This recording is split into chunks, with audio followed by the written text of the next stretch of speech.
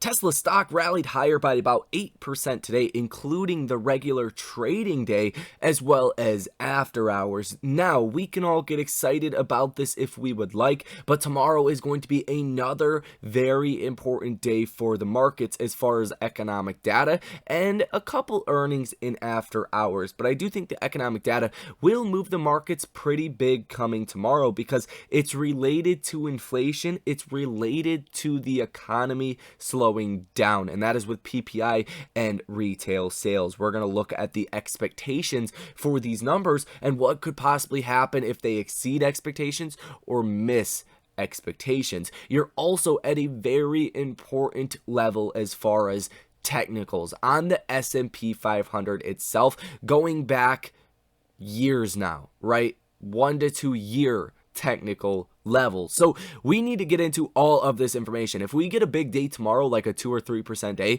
you could mark a new bull run for 2023. Although we did get rejected today, that is a very big possibility. If we fall tomorrow, then the technical pattern stays intact and you could be in for some more pain over the next coming weeks and the next coming months, guys. So if you learn anything in this video, hit that like button and subscribe to the channel. That's all I ask because it is free 99. Thank you guys for doing that. Some of you guys already hit those buttons. Some of you guys did not. Nonetheless, let's get into it, guys. So Tesla had a very good day today and continuing in this bottoming formation and continuing higher. We've seen a lot of bullish indicators over the last week or so that are finally starting to come to fruition a little bit. At least it looks like. And we're still down a lot just from the month of December alone.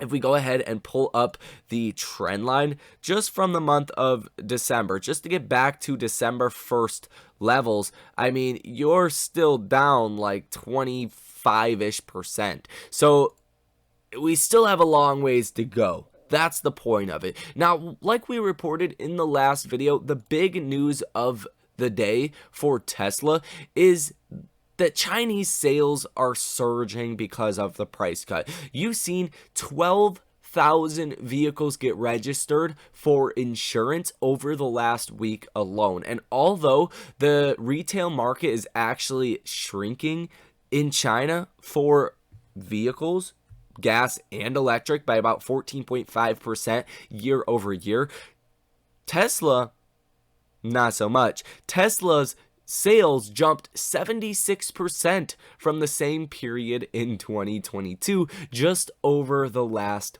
week. So Tesla and these price cuts are epically helping out with the suspected delivery numbers that we are going to hear for Q1 of 2023. So that's a huge reason why Tesla did rally today. I reported that to you guys early in the day today as soon as that news did come out. So if you watched that video, maybe you made some money on a trade.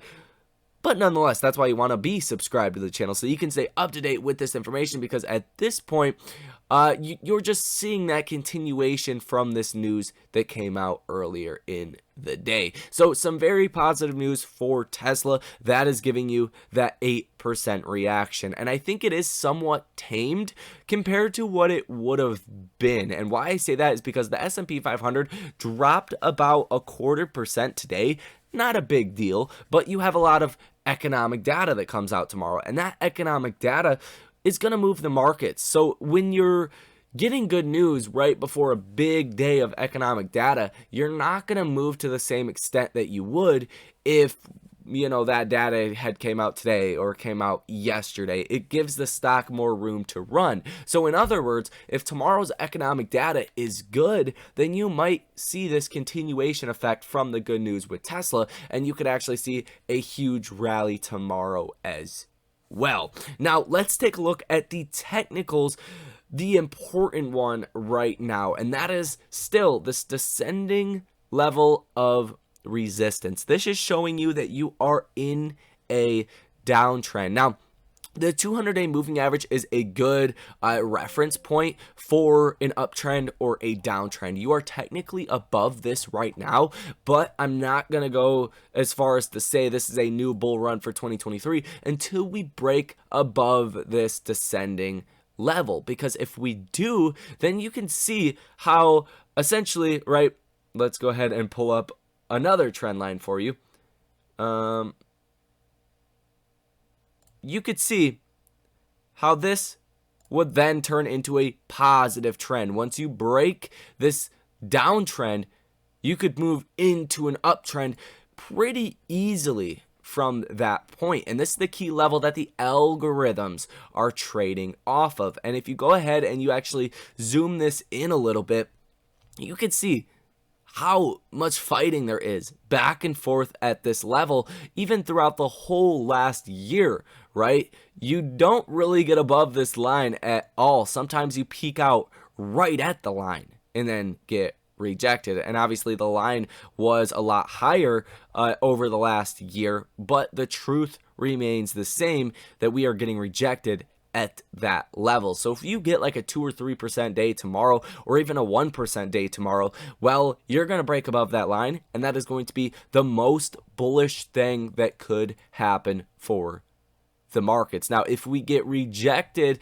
well, that's a negative thing, because you could fall quite a bit. And I think the actual fall will depend on the earnings picture for tech stocks, and we're not going to get that at least until next week. You're going to get more companies like Tesla, Google, Facebook, right? That's going to be next week. So this could be a rough couple of weeks if we get rejected at this level, if we have a big down day coming tomorrow. And let's take a look at that economic data right now. So tomorrow at 8:30 in the morning, PPI month over month for December. Why PPI is so important is it's almost directly related to core CPI, because producer price index, or the producer price inflation, if this goes up or does not drop as aggressively as economists are expecting, then that means there's a lot of producer inflation. Those costs get passed on to consumers in the end, but there can be a lag time between that. So this is going to be vitally important for interpretations of the next CPI report, right? If PPI accelerated in December, then the inflation report for January might not look as good, and that's what market participants are going to be paying attention to. At the same time, retail sales is also coming out at 8:30 in the morning tomorrow, and this thing is in like no man's land, right? Last month, you got negative 0.6%. For December, you're expecting negative 0.4%. On one hand, if this comes out super weak, right, and comes in at like negative 1%, well, that's not good for the state of the economy. If this thing comes in well above the forecast of negative 0.4%, well, that's not good for the Fed's goal of fighting inflation. So I really think retail sales is a key for tomorrow, and I think you have to see it come in line with expectations. Too high, like a positive number, or a super negative number, I don't think is going to be a positive thing. And I think that's where the real risk is for PPI as well as retail sales. And those are going to be the big ones that can move the markets, 2 to 3%. You're also going to get core PPI month over month, core PPI year over year, PPI year over year, retail sales year over year, retail sales excluding gas and autos, capacity utilization, manufacturing production, month over month, year over year.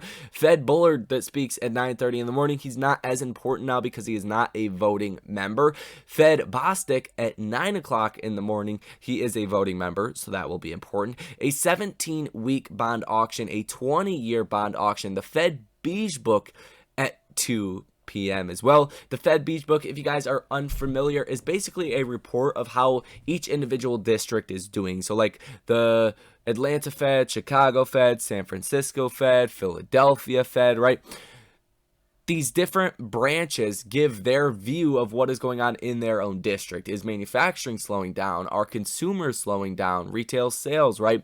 What's going on in your district? That is the Fed Beige Book. It typically does not move the markets, but it can, especially if you do see an alarming trend with the economic growth, because right now stocks are not pricing in a recession. Absolutely not. And the data that we have gotten over the last couple of weeks has been more encouraging, right? Maybe we skim by this going into a small recession, or maybe we skim by without going into a technical recession.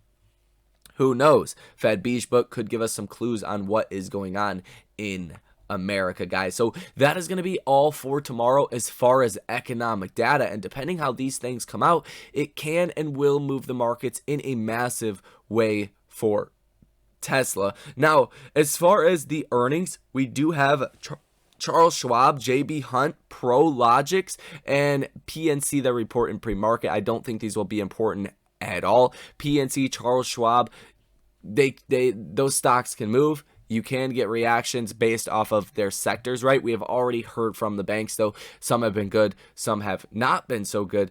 So I don't expect those to be important at all. But tomorrow and after hours, Discover, that's going to be a big one, because we want to see where consumer balances are. We want to see where the default rates are. We want to see, are people going out and getting credit cards?